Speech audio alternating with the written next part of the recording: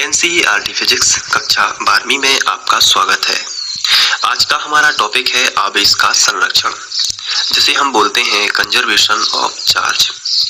तो इससे related question इस तरीके से आ सकता है, आवेश संरक्षण का नियम क्या है, या फिर ऐसे भी पूछा जा सकता है आवेश संरक्षण का सिद्धांत क्या है। तो सबसे पहले हम इसको समझेंगे, फिर आपको ये नोट्स जो मैंने बनाए हैं इनका जो आंसर है वो आपको स्क्रीनशॉट लेकर अपने नोट्स में लिख लेना है। लेकिन सबसे पहले हम इसको देख लेते हैं कि आखिर आवेश का संरक्षण होता क्या है। तो आइए समझते हैं। आवेश का संरक्षण सिद्धांत कहता है कि आप कहीं से भी कोई चार्ज बना नहीं सकते। अब आपके दिमाग में ये क्वेश्चन आएगा कि अभी तो हम लोग चार्ज बना रहे थे, दो पदार्थों को आपस में रगड़ा और चार्ज बन गया। तो चार्ज बना सकते हैं तो ऐसी बात क्यों है, आवेश का संरक्षण सिद्धांत ऐसा क्यों बोलता है कि हम अलग से चार्ज नहीं बना सकते।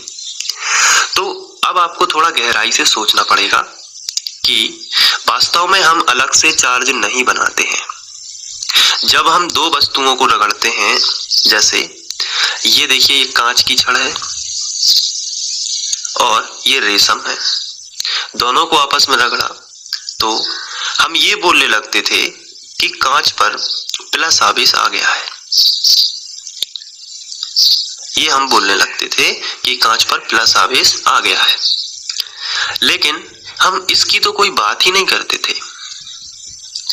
असल में होता क्या है कि जब कांच पर प्लस आवेश आता है तो हमने ये बनाया नहीं है। ये प्लस क्यों आया है, क्योंकि अगर इस पर इतने प्लस आए, अगर हम इसको काउंट करें 1 2 3 4 5 6 7 8 9, अगर ये 9 प्लस आए हैं, इसका मतलब ये है कि इससे 9 इलेक्ट्रॉन निकले हैं। तो वो 9 इलेक्ट्रॉन निकले हैं तभी इस पर 9 प्लस आए हैं। कहने का मतलब ये है कि इस पर चार्ज इलेक्ट्रॉन निकलने से, इलेक्ट्रॉनों की कमी से आता है। जैसे फिर से समझिए, किसी पदार्थ से अगर एक इलेक्ट्रॉन निकलता है तो उस पर एक पॉजिटिव चार्ज आ जाता है। अगर किसी पदार्थ से 2 इलेक्ट्रॉन निकल जाते हैं, ये 2 इलेक्ट्रॉन निकल जाते हैं तो उस पर 2 चार्ज आ जाते हैं। तो यहाँ पर अगर 9 चार्ज आए हैं समझने के लिए, तो 9 इलेक्ट्रॉन क्या हुए हैं, निकल गए। तो ये कहीं ना कहीं तो जाएंगे, तो वो जिस पदार्थ से रगड़ा जाता है उसमें पहुंच जाते हैं। तो ये जितने प्लस यहाँ पे आए हैं ये आपने कहीं से नहीं बनाए हैं, ये उतना ही ऋण आवेश इस पर भी आ जाता है। ये 9 इलेक्ट्रॉन यहाँ पर भी पहुंच जाते हैं। तो अगर इस पर 9 पॉजिटिव है तो इस पर 9 नेगेटिव हो जाता है। कहने का मतलब ये है कि आपने कहीं से भी आवेश को उत्पन्न नहीं किया।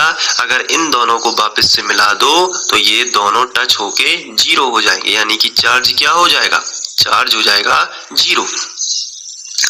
तो अब यहाँ पे समझने वाली बात ये है कि अलग से क्या आवेश उत्पन्न हुआ है, नहीं। अलग से तब माना जाता जब इन दोनों को मिलाने की बाद भी चार्ज 0 ना होके प्लस और डबल प्लस या कुछ भी आपको प्राप्त होता, तो आप कहते कि हाँ चार्ज मतलब अलग से कुछ बना है।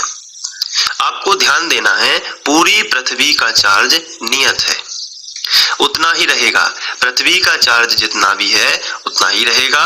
अब आप ना, तो कभी ऐसा नहीं हो सकता कि आपने एक चीज पर प्लस बना दिया लेकिन माइनस नहीं बना। अगर आप प्लस बनाओगे तो अपोजिट जिस पदार्थ से भी बनाओगे उस पर उतना ही माइनस बनेगा, क्योंकि दोनों का तो 0 होना है, दोनों का तो नियत ही है। इसलिए आपको एक बात याद रखनी है, आवेश हमेशा कैसा रहता है, संरक्षित रहता है। संरक्षित रहता है यानी कि कंजर्वेशन होता है उसका, वो कभी भी बचाव रहता है उसका, वो अलग से आप नहीं बना सकते। इसलिए किसी भी पृथक्कृत निकाय में, पृथक्कृत निकाय यानी कोई भी अलग से निकाय हो, अलग से निकाय, उसमें किसी भी आवेश को उत्पन्न नहीं किया जा सकता। यही इसमें लिखा है किसी पृथक्कृत निकाय में ना तो आवेश उत्पन्न किया जा सकता है और ना ही नष्ट, ना ही आप किसी भी चार्ज को क्या कर सकते हो, खत्म कर सकते हो। अपने आप से ना तो एकाध चार्ज बना सकते हो, ना ही अपने आप से एकाध चार्ज समाप्त कर सकते हो, क्योंकि जब आप कोई भी चार्ज बनाते हो उसके अपोजिट दूसरा अपने आप बनता है और दोनों को मिलाने से वो जीरो हो जाता है। ऐसा नहीं है कि आपने केवल एक प्लस ही बना दिया और पूरी पृथ्वी पर माइनस कहीं बना ही नहीं, ऐसा नहीं है। आवेश हमेशा संरक्षित रहता है, या दूसरे शब्दों में कहें तो आवेश हमेशा जोड़े के साथ आता है। ऐसा नहीं आता कि एक ही अलग से आ गया, या ऐसा नहीं होता कि प्लस बस आ गया माइनस नहीं आया। तो आपको ध्यान रखना है, आवेश हमेशा कैसा होता है, संरक्षित रहता है। अगर प्लस बनेगा तो जरूर माइनस भी बनेगा, और अगर माइनस बनेगा तो जरूर प्लस भी बनेगा, दोनों जोड़े के साथ आएंगे, अलग से नहीं आता।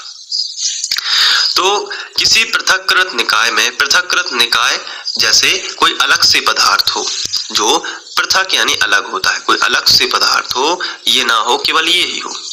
निकाय में ना तो आवेश उत्पन्न किया जा सकता है और ना ही नष्ट किया जा सकता है, और यही आवेश का संरक्षण नियम है। बस इतना आपको याद रखना है कि किसी पृथक्करण आवेश में अलग से ना हम उत्पन्न कर सकते हैं कोई भी आवेश, और ना उसको नष्ट कर सकते हैं।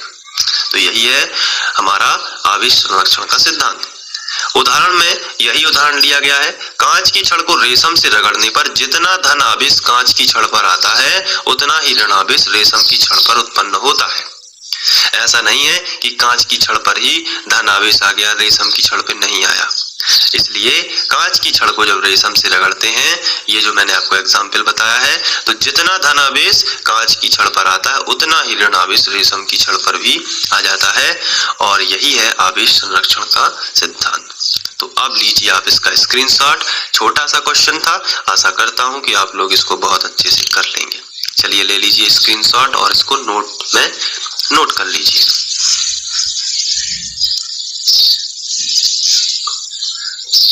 Thank you. अब आगे बढ़ते हैं नेक्स्ट वीडियो में।